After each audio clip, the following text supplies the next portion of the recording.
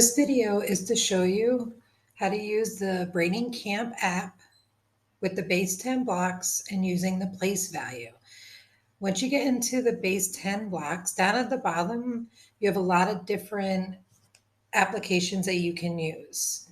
So over here where it says basic, we're gonna use place value. As you can see, the mat breaks us up into ones, tens, hundreds, and thousands. Over on this side, we have the integers, and you also can break it up into decimals, which would be very helpful in 4th and 5th grade. For today, we're just going to use the integers. We also can break this up into the 4 tabs is what we have now with thousands, with hundreds, or you could just break it up into tens and ones, which would be very helpful in 1st and 2nd grade. Also down at the bottom here, you have 2 ways that you can express your bars and your grids and your ones and your tens. This might be really helpful. So if you have multiple ones on here, you can easily see them if they're highlighted. So that's your choice, but I'm going to stick with these with the highlighted version for now. So let's start with something easy, and we're going to start with the number 57. So when you're asking the kids to show you 57 using base 10 blocks, we know that there's going to be 5 tens, and they can just click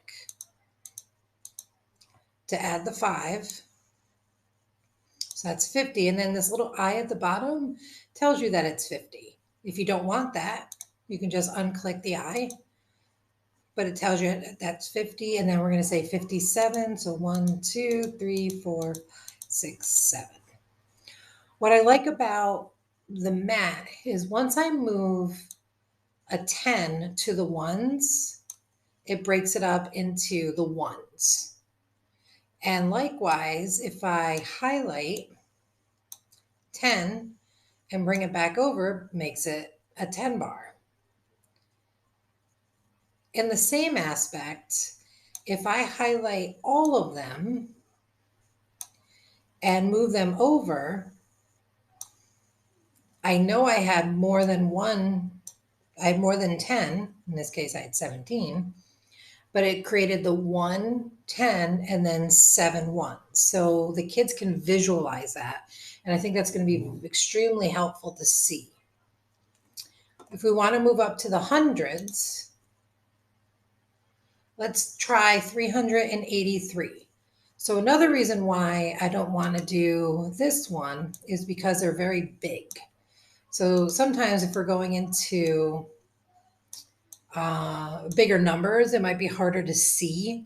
So the highlighted version makes them a little bit smaller and you can see them a little bit better, especially if you go into bigger numbers. So that's 300 and we need 8 tens. 1, 2, 3, 4, 5, 6, 7, 8. And every time I add one, you see the I goes up. And then we're going to add 3 ones, 383, 1, 2, and 3. The same thing happens when you move the 10 over, breaks it up into the ones.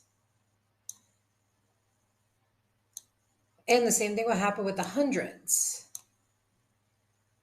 If you move that over and it breaks it up, this is going to be very helpful when you start adding and subtracting and having to regroup.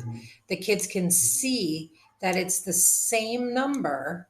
We're just changing what it looks like.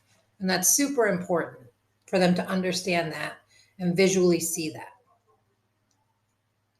Let's move into the thousands.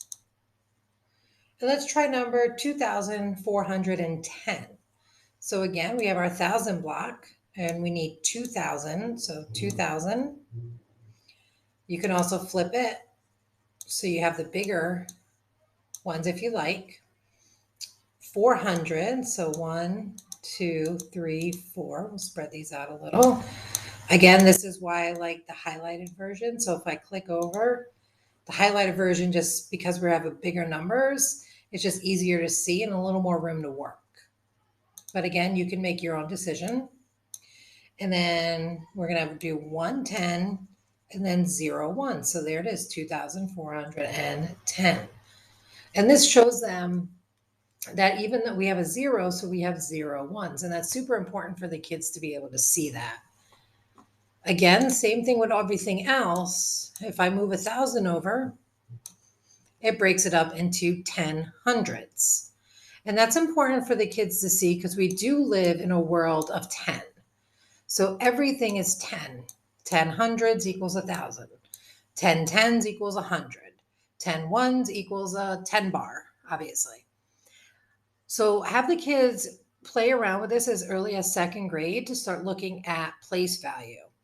And once they get up into the higher grades, you can always do this with decimals to kind of see the same understanding.